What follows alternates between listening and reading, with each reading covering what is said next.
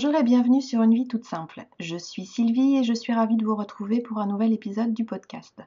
Nous sommes aujourd'hui le 21 décembre 2016 et vous écoutez le 51e épisode. Donc cet épisode sera le dernier de l'année. Et donc aujourd'hui, je vais vous parler juste de tricot et de thé. Puisque j'ai pas fait de couture, j'ai pratiquement pas fait de filage. Couture, c'est pas que j'en avais pas envie, c'est que là depuis un petit moment, je dirais plus que au minimum depuis le début de la semaine dernière et même un peu plus, on a un temps super gris, voire souvent avec du brouillard, ce genre de choses, et il fait vraiment tellement gris que 4h30 le soir, je suis obligée d'allumer. Et le matin, il commence à faire jour à peu près à 10h. Et c'est vraiment une horreur parce que j'ai pas spécialement envie de. C'est pas, enfin, pas envie, c'est pas le terme, c'est pas ça. C'est qu'il fait tellement nuit que. Enfin, tellement sombre que je suis pas motivée en fait, que j'ai pas été motivée pour prendre mon tissu, découper, enfin ce genre de choses. Et j'avais plus envie de m'installer avec mon tricot sur le canapé avec un bon plaid, mes chats à côté de moi, et puis le thé, et puis d'avancer à ce niveau-là. Et c'est plus ce que j'ai vraiment eu envie de faire pendant mes vacances. Donc la couture, ça sera pour plus tard. Le filage, je m'étais dit que pendant mes vacances, je filerais 3/4 d'heure, 1 heure par jour. En une semaine et demie, je l'ai dû le faire une fois. Donc ça c'est pareil, le filage sera pour une autre fois aussi. Par contre, au niveau tricot, j'ai pas mal avancé. Donc on y va, on va commencer par le tricot. Donc au niveau de mes projets en cours, on va faire projet en cours, projet fini, projet en cours. Vous allez comprendre pourquoi après. Donc au niveau de mon projet en cours, j'ai pas mal avancé sur mon citadelle. Donc la dernière fois, j'en étais, où est-ce que j'ai mon petit marqueur? J'en étais à ce niveau-là. Donc vous voyez que j'ai bien avancé. Alors j'ai, je vais faire un peu, je vais penser ça, c'est plus facile. J'ai terminé toute la hauteur de enfin, du côté sous le bras en fait. Et là, je vais attaquer les diminutions pour cintrer un petit peu au niveau de la taille. Sur le devant, j'ai fait toutes les augmentations pour la forme sur le devant, quoi. Enfin, au niveau après, pour ajouter la bande pour le boutonnage. Et je trouve que ça rend pas mal. Bon, ça rend moins bien sur la vidéo qu'en vrai, parce qu'en vrai, je trouve qu'on voit beaucoup mieux les torsades. Finalement, quand il fait nuit, on voit mieux en fait avec la lumière, je pense. Mais l'avantage en fait de pouvoir tricoter sur un modèle comme ça tous les jours et plusieurs heures dans la journée, c'est qu'on arrive à peu près à mémoriser le dessin, même si je reprends quand même régulièrement ma feuille avec mes instructions parce que bon, il y a plusieurs torsades, donc il faut franchement pas se mélanger dans le sens des torsades. Mais je passe beaucoup moins de temps le nez sur mes feuilles que à tricoter. On voit pas mal. Je vous montre le dos quand même. Bon, là, ça fait un peu brouillon, qu'on a l'impression de ne pas voir grand chose, mais je vous assure que en vrai, on voit nettement mieux. Je vais essayer de voir si je peux le passer sans tout défaire. Je voudrais pas perdre mes mailles. Ça m'embêterait un petit peu quand même de perdre les mailles. J'aurais dû commencer par ce côté-là à mettre. Si je le mets, je pense que vous allez mieux voir. Voilà. Normalement, on va essayer de rien perdre.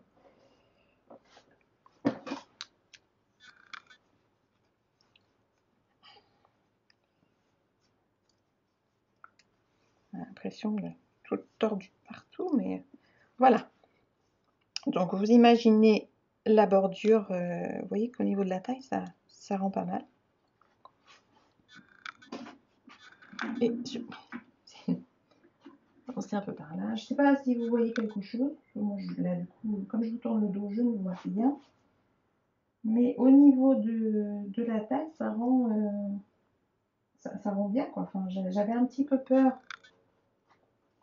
du coup que ça soit un petit peu trop serré à cause justement des torsades. Mais comme de toute façon j'ai pris une taille d'aiguille juste au-dessus, je trouve que ça rend pas mal. Bon, après il faudra voir une fois que j'aurai les manches, parce que ça va, je pense, tirer un peu plus par là avec les manches. Mais vous voyez, une fois que comme ça vaut mieux, une fois porté, ben, les torsades sont beaucoup plus visibles.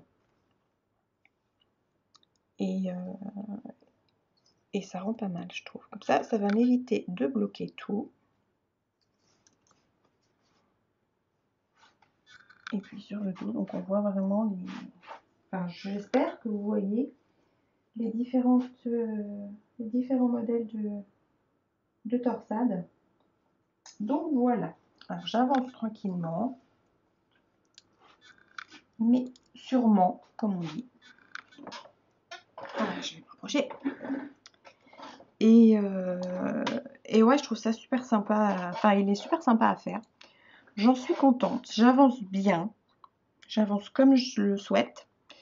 Je fais toujours mes raccords de fil comme je vous avais expliqué la dernière fois. Donc ça a l'air de bien passer. J'espère que ça tiendra bien. Normalement, il n'y a pas de raison. Et c'est toujours un fil que je tricote avec plaisir parce qu'il est agréable à tricoter. Ça va être chaud parce que le peu que je l'ai porté là, j'ai trouvé que c'était déjà bien chaud. Ça va être doux, pas trop lourd, parce que ça, bon, évidemment, ça va peser son poids. Ça va être un gilet long, donc c'est pas la petite laine, le petit fil tout léger, quoi. Mais je pense que je devrais en être assez satisfaite. Donc là, je vais donc attaquer, comme je vous disais, les diminutions sur le côté. Donc au point de... Ça doit être du point de riz ou du point de blé. Je ne sais jamais la différence entre les deux. Donc à ce niveau-là, donc je ne sais plus pendant combien de rangs j'ai à diminuer. Et puis je vais aller jusqu'à la bande où je vais faire les poches. Je vais m'arrêter à ce niveau-là. Je vais faire les manches. Et après, je vais poursuivre sur la longueur parce qu'il faut que j'arrive à bien calculer, vu que je veux le faire un petit peu plus long que ce qui est prévu à la base. Il faut que j'arrive à calculer par rapport à ma laine, tout en sachant que, évidemment, ma bande de boutonnage va être un peu plus longue aussi. Donc, il faut vraiment que je vois ce que ça va donner à ce niveau-là. Mais ouais, je suis super contente de mon cardigan et j'ai hâte de le terminer parce que j'ai hâte de le porter, quoi, en fait. Voilà. Donc ça, c'est pour mon projet en cours. Donc vous ne pouvez pas de difficulté vraiment rencontrer dessus. Il faut vraiment faire juste attention, quoi. C'est des torsades, hein, donc comme dès qu'on tricote un projet avec des torsades, il faut vraiment veiller au sens des torsades. Bien passer l'aiguille auxiliaire derrière ou devant pour faire le motif. Et puis c'est tout, quoi. Donc voilà pour mon projet en cours qui avance tranquillement mais qui avance pas mal. Ensuite, parallèlement à ça, j'ai avancé sur mes chaussettes. Je vous en avais parlé la dernière fois, je vous les avais montrées la dernière fois. Et elles sont terminées. Donc voilà mes belles chaussettes. Donc c'est de la laine drops, donc Fabel. Et donc j'ai fait, je vais prendre une, ça va être plus facile. Le talon donc en Fish Lips Kiss. Donc je les ai pas encore portées. Alors, je ne sais toujours pas si ça va être confortable ou pas. C'était sympa à faire. J'ai trouvé que c'était assez sympa. Comme je vous disais la dernière fois, j'ai peur par contre au niveau de la solidité, enfin de la résistance au niveau des frottements par rapport au talon. J'ai peur que ça soit moins bien. Donc je vais voir, j'ai trouvé sur internet une technique pour renforcer justement les talons en repassant un fil. Enfin, il faut que je regarde sur internet comment on fait. Je vais peut-être le faire par rapport à ces chaussettes-là parce que j'ai peur que le talon résiste pas trop dans les bottes par exemple. Et puis si c'est juste pour les laisser, pour les porter à la maison, non. Enfin moi je veux pas dire je porte des chaussettes différentes, des chaussettes commerce on va dire, pour tous les jours. Et puis les chaussettes faites main pour la maison, bon, je trouve pas ça. Enfin, j'ai pas envie de procéder de cette façon-là. Moi, je vais pouvoir mettre mes chaussettes, quelles que soient les circonstances. Donc, je m'en suis pas trop mal sortie pour avoir des paires, des chaussettes à peu près similaires au niveau du motif. Si je les mets comme ça, donc les pointes sont sont pareilles, à peu près. Juste certaines rayures qui sont un peu plus larges sur une paire que sur l'autre. Et au niveau du talon, en fait c'est rigolo parce que... Non, je dis rien, j'ai dit des bêtises. J'en ai une qui a un talon super bien fichu, je dirais, au niveau du raccord de couleur, et l'autre qui l'est un peu moins bien. Mais bon, pourquoi je sais pas. En fait, j'ai retrouvé, puisque bon, j'avais deux plots, ce sont pas tout à fait le même bain. C'est la même couleur, mais pas tout à fait le même bain. C'est rien, c'est un des deux chats qui est en train de jouer, qui est rentré dans un carton et dans les jouets. D'où le bruit. Ouais, donc je disais, c'est pas le même bain, donc c'est un petit peu pour ça, je pense que les couleurs sont pas... Enfin, pas les couleurs, mais les rayures tombent pas exactement tout à fait au même point. Mais bon, je suis contente du rendu quand même, parce que là, je me retrouve pas avec deux paires complètement différentes. Et c'est ce que je voulais. Donc je pense après, une fois portée, je vais me retrouver avec des chaussettes que je peux montrer, on va dire, plus facilement que des chaussettes qui sont dépareillées, mais avec la même laine. Donc voilà, enfin je suis contente de mes chaussettes. Et je suis vraiment dans une période chaussettes. Donc du coup, mon encours suivant, c'est une autre paire de chaussettes. Alors, il faut que je vous dise par rapport à ces chaussettes-là, celles que je suis en train de faire. Donc le modèle, c'est Sissy's Vanillas Cappuccino Socks de Sissy allemande. Donc c'est un modèle qui est gratuit, qu'on trouve sur Ravelry, il faut juste s'inscrire à sa newsletter et on reçoit un lien pour pouvoir télécharger les explications qui sont toutes simples pour les chaussettes. Et donc ce sont des chaussettes qui se commencent par la pointe pour aller vers la cheville. Donc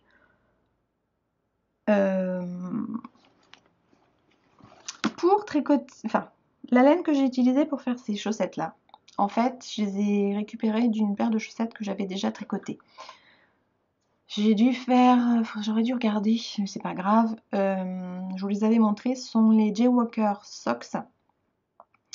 Et j'avais utilisé de la laine, de la laine. Et c'était des chaussettes rayées. Donc il y avait du bleu, du presque noir. Un gris foncé, presque gris bleu foncé. Ouais, mais pas bleu foncé, presque noir. Enfin voilà. Les couleurs quoi. Ça va peut-être vous parler si je vous montre plus comme ça les couleurs. Donc j'avais fait ces chaussettes là donc les Jewwalker Socks, qui faisaient des chevrons. Je les ai faites, je crois, l'année dernière ou en début d'année. Enfin, ce ne sont pas vieilles. Et j'avais galéré pour les faire parce qu'il fallait des aiguilles de 25. En général, je tricote les chaussettes avec des aiguilles en 2,5. Et en fait, j'avais beaucoup de mal à les enfiler. Je les ai laissées pendant, allez, presque 2 mois sur un bloqueur comme ça, en me disant que ça allait les agrandir. En fait, le problème que j'avais, enfin que j'ai eu avec ces chaussettes-là, c'est pas au niveau de la longueur. C'est pas au niveau ni de la longueur du pied, ni de la largeur du pied, ni au niveau à ce niveau-là, c'est au niveau du cou du pied ici. Les chaussettes étaient trop serrées, je pense, à cause justement des chevrons qui faisaient vraiment tout le tour. Et pour les enfiler, c'était la galère complète. Ça allait bien jusqu'à ce que j'arrive au niveau du cou du pied. Il fallait que je tire comme une malade pour les enfiler et je vous dis pas la même chose pour les enlever. Donc j'ai dû les porter allez, 3-4 fois. Je me disais qu'à force de les porter, avec le lavage, en les remettant à chaque fois sur le bloqueur comme ça allait finir par, je sais pas moi, tirer un peu, mais bon, il aurait fallu, je sais pas, que je les porte mouillées et que peut-être qu'elles auraient pris la forme de mon pied ou que je mette un ballon dedans, enfin je sais pas trop. Tout ce que je sais, c'est que j'en avais ras-le-bol à chaque fois de galérer comme ça. Et comme j'aimais bien la laine, qu'elle était agréable à porter en fait, les chaussettes étaient agréables à porter une fois qu'elles étaient enfilées. Il fallait juste les enfiler et galérer le soir pour les enlever. Je voulais pas perdre la laine, je voulais pas non plus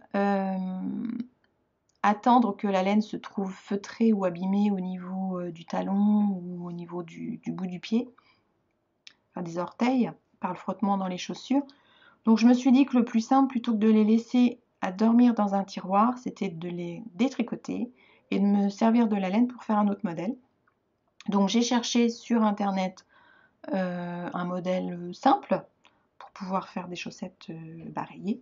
Et donc j'ai opté pour le modèle dont je vous ai parlé.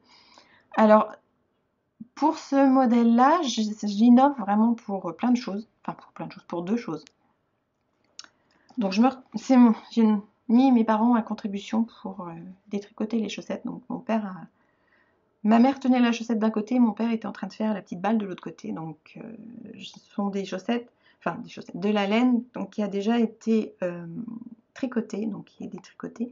Je ne l'ai pas relavée ni reposée sur un mandrin pour la retendre. Du coup, quand je la tricote, ça fait pas aussi net, je dirais, que celles-ci, elles n'ont jamais été lavées encore. Et vous voyez, on voit que le point, si on regarde comme ça, elles font pas...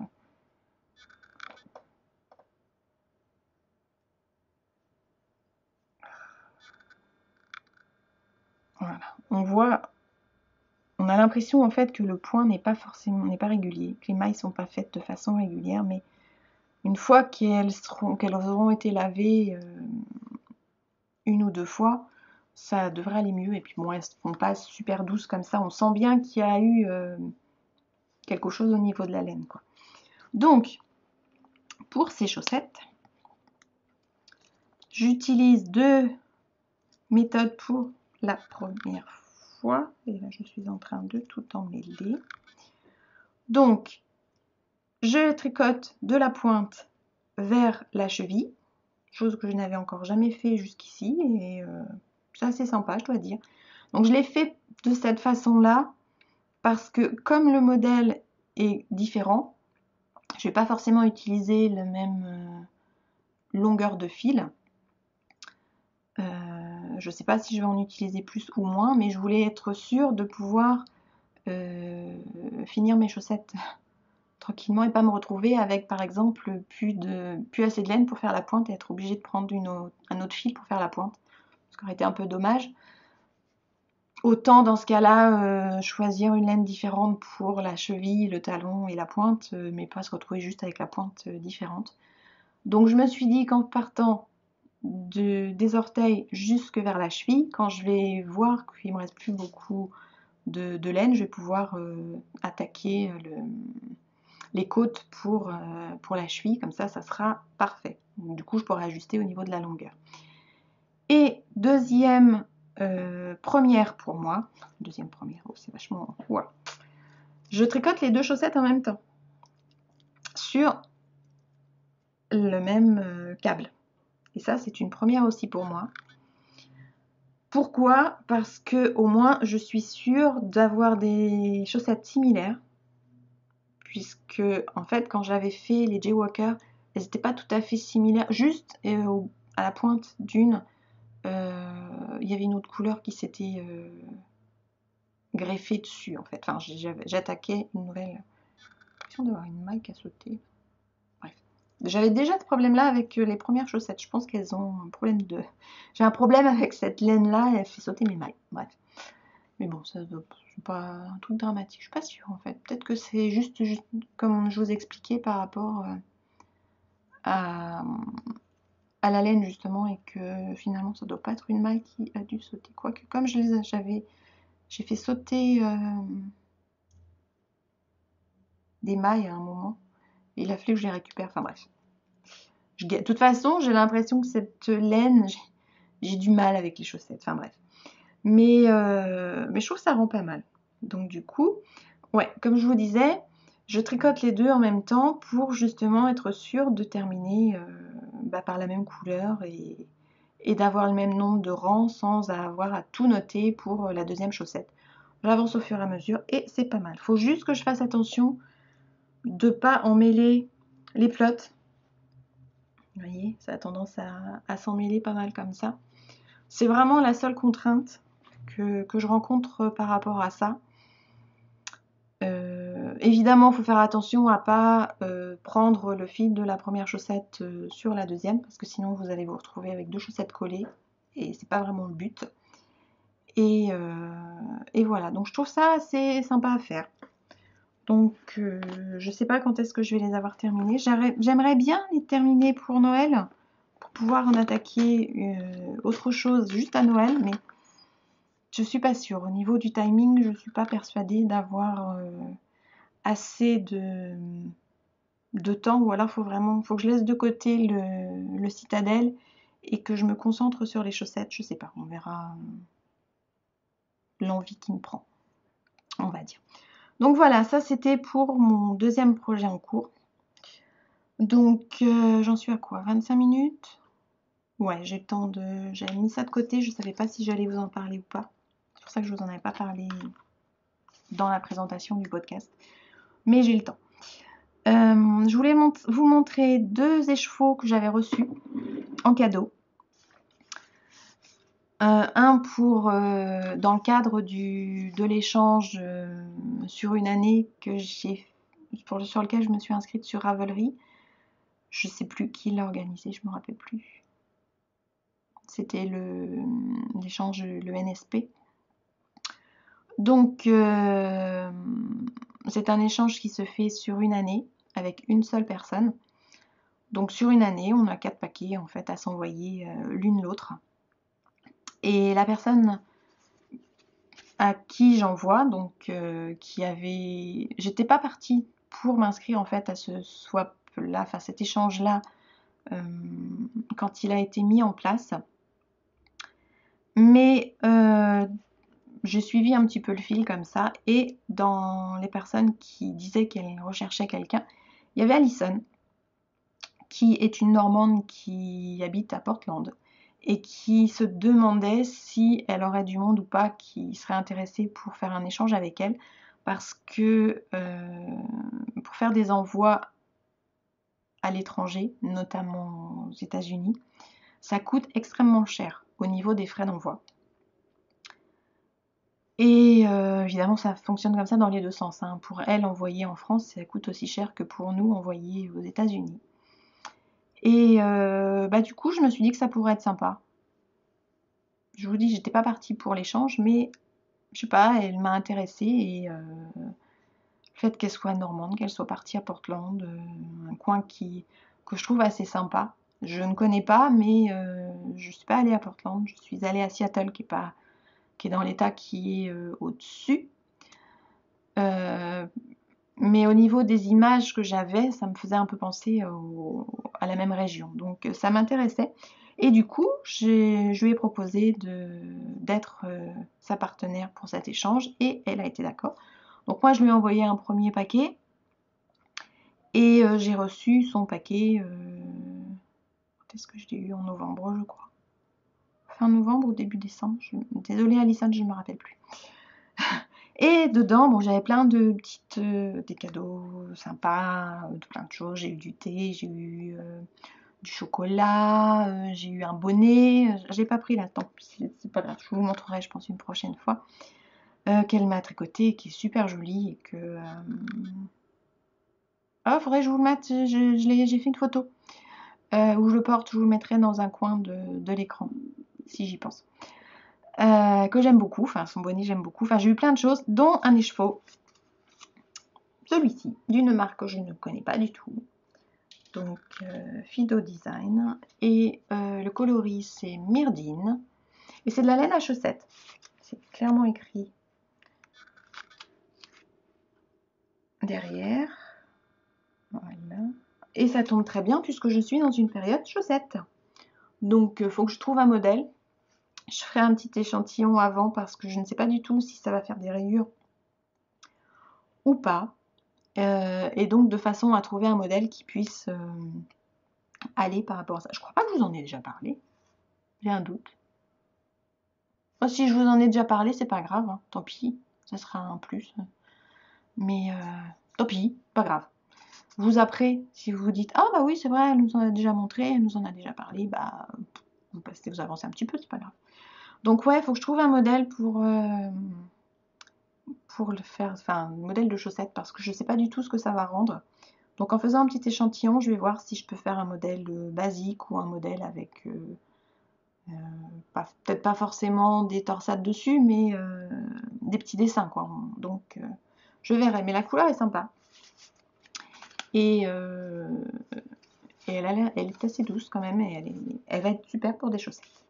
Donc ça c'est le premier écheveau, et le deuxième, donc qui vient de Suède, qui est celui-ci. Donc ça c'est pas un échange, c'était un petit cadeau qui vient de Lilo, qui habite en Suède. Donc là c'est la deuxième année où on s'envoie un petit cadeau pour Noël comme ça. Donc moi je lui ai envoyé un petit quelque chose qui a mis un petit moment à arriver. Elle m'a envoyé pareil, un petit cadeau qui aussi a mis un bon moment à arriver. Et dedans donc j'avais cet écheveau qui est super joli. Donc c'est une laine simple. Il n'est pas retordu sur elle-même. Voilà, qui est super moelleuse. Donc la marque je ne la connaissais pas, donc c'est Oslo Micro Diary. L'étiquette, ça sera mieux. C'est du 100% Merino Superwash. Et j'en ai 360 cm, donc 100 grammes. Donc, je pense que je peux faire... Et le coloris s'appelle Little Place of Disease. J'en ai assez pour faire un châle. Après, je peux en faire un plus grand, je pense, avec... en l'accouplant avec une autre laine, mais je ne sais pas encore quelle couleur. Enfin, je ne sais pas encore ce que je vais en faire, mais ça peut faire un super châle. Elle est super douce, super moelleuse. Elle va être super agréable à tricoter. C'est vrai que les fils en célibataire comme ça, les singles, ça rend très bien au niveau des châles parce que ça les rend un peu mousseux, je dirais. Ça a une bonne texture pour un châle. Donc je sais pas, faudra que je vois ce que je vais faire avec.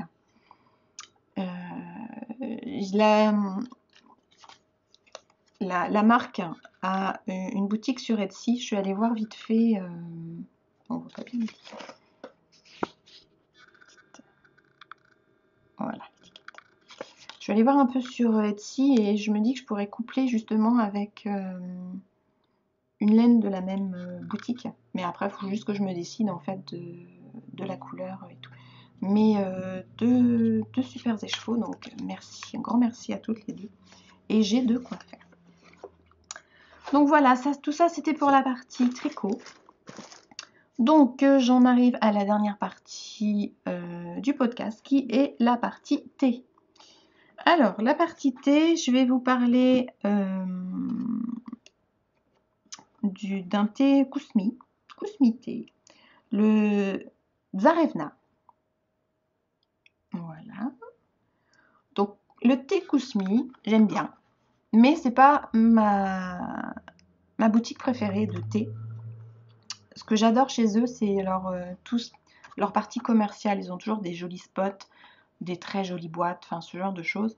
Après, au niveau du thé, ils en ont de très bons, ils en ont que j'apprécie moins. Et pour tout vous dire, celui-ci, en fait, je l'ai acheté pour la boîte.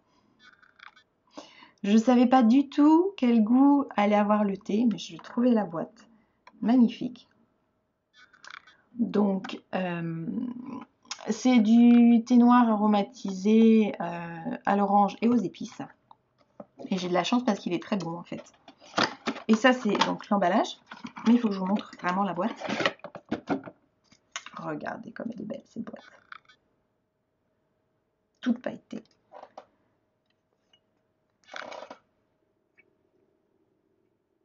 S'il veut faire le point, voilà.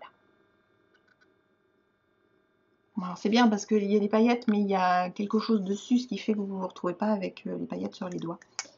Donc franchement, oh puis ça sent super bon. Rien que de la sortir, ça sent bon. J'en suis déjà à plus de la moitié de la boîte. Et voilà donc à quoi ressemble ce que l'on a à l'intérieur. Si il veut.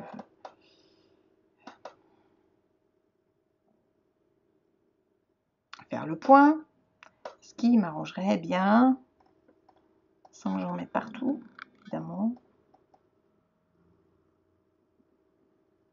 Et que j'arrête de bouger en fait, ce serait une bonne chose. Je vais essayer d'arrêter de bouger.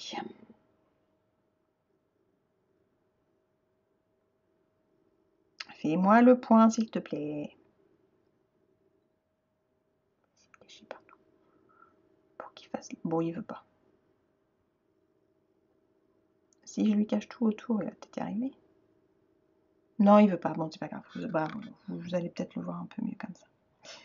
Donc en fait, c'est du thé noir avec du gingembre, des graines de cardamome, de la cannelle, de la racine de réglisse, des arômes, des écorces d'orange. Donc il y a quand même 5% d'écorce d'orange, donc on les voit. Par exemple, des bons morceaux. Et de l'anis. Donc quand je l'ai ouvert, ça sent super bon, ça sent vraiment les épices. C'est vraiment un thé pour l'hiver, quand il fait pas très chaud ou un temps tout gris, ce genre de choses. C'est un thé bien réconfortant. Et donc évidemment, il faut aimer la réglisse.